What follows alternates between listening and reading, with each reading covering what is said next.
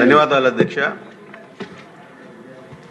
దాదాపు లక్షల మంది సభ్యులుగా ఉన్నటువంటి భవన ఇతర నిర్మాణ కార్మికుల వెల్ఫేర్ బోర్డు ఏదైతే ఉందో దాన్ని గత ప్రభుత్వంలో వైఎస్ఆర్ కాంగ్రెస్ పార్టీ పూర్తిగా నిర్వీర్యం చేసి వారికి ఉన్నటువంటి నిధులను కూడా డైవర్ట్ చేసి ఎవరైతే సభ్యులు దాచుకున్నటువంటి డబ్బులన్నింటినీ కూడా డైవర్ట్ చేయడం జరిగింది అధ్యక్ష. అయితే మన ప్రభుత్వం వచ్చిన తర్వాత వెల్ఫేర్ బోర్డుకి చైర్మన్ని అదేవిధంగా సభ్యులను కూడా నియమించి దాని విధి విధానాలు కూడా రూపొందించినటువంటి విషయం ఈరోజు తెలుస్తుంది అధ్యక్ష.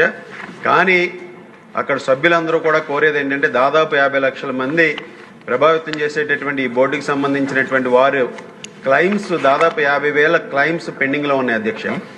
ఆ క్లైమ్స్ అన్నింటినీ కూడా పరిష్కరించి వారికి న్యాయం చేయమని భవన నిర్మాణ కార్మికులందరూ కూడా కోరుతున్నారు అధ్యక్ష.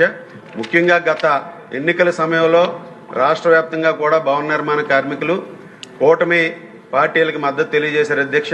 వారికి తగు న్యాయం చేసే విధంగా చర్యలు తీసుకుని దీన్ని పరిశీలించాల్సిందిగా మీ ద్వారా సంబంధిత శాఖ మంత్రి గారిని ప్రభుత్వాన్ని కోరుతున్నాను అధ్యక్ష.